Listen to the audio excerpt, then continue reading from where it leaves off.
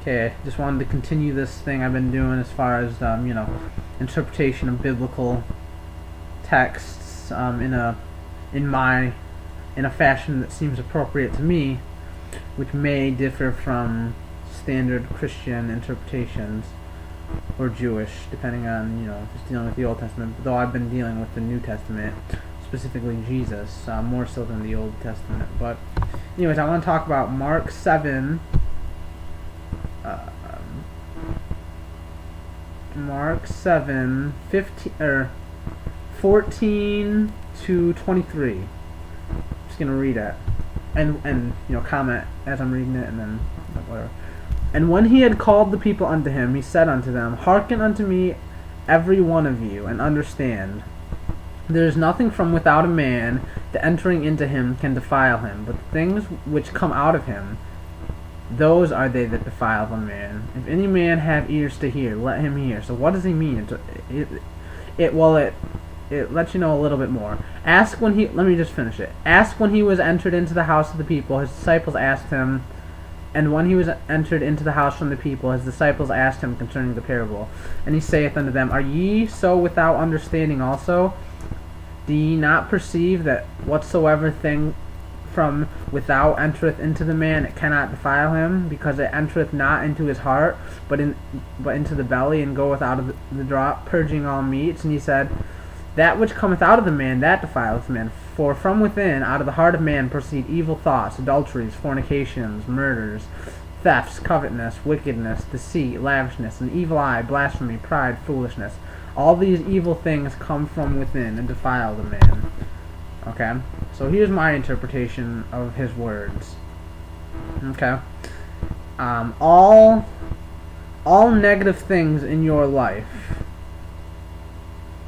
Well, let me put it in a better way. When bad things happen to you, or when you not necessarily that they are bad, but you perceive them as being bad, then rather than looking and getting depressed, think, hey, if it's external from me, it cannot harm me. Jesus says defile. It doesn't matter what word you use. If it's external from me, it has power to impact my circumstances, but not me. It gets into the definition of what is me. What is the definition of self? And so if it's external of you, it cannot harm yourself.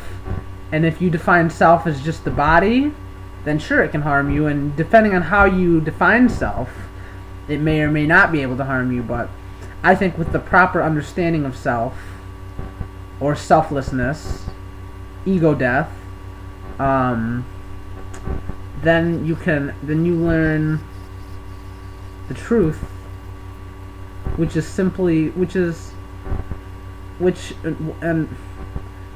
even once you learn the truth, you don't know all truth. That's like there's enlightenment, and this is just I am, from my perspective, where I am at right now. I've been getting into Buddhism, and from my perspective, once again, this is not to say that there's only one truth. I'm not sure if there's one truth, if there's multiple truths, but from my perspective, you can be enlightened and not be a Buddha, or you can be a Buddha, and the goal is to be a Buddha, but being enlightened in and of itself is amazing.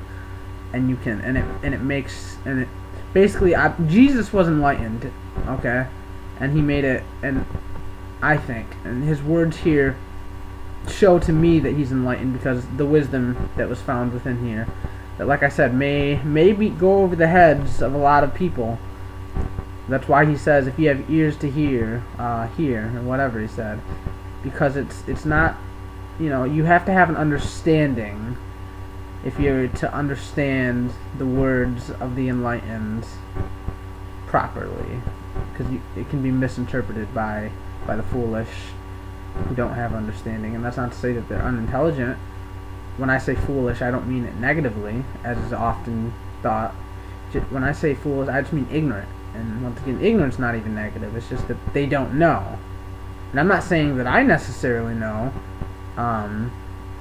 which is the key, I think, is to not is to not become obsessed with knowing, because in the end, there's more important things. In the end, it's more important.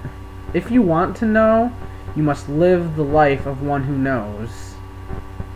And one who knows would not concern himself with whether or not he knows.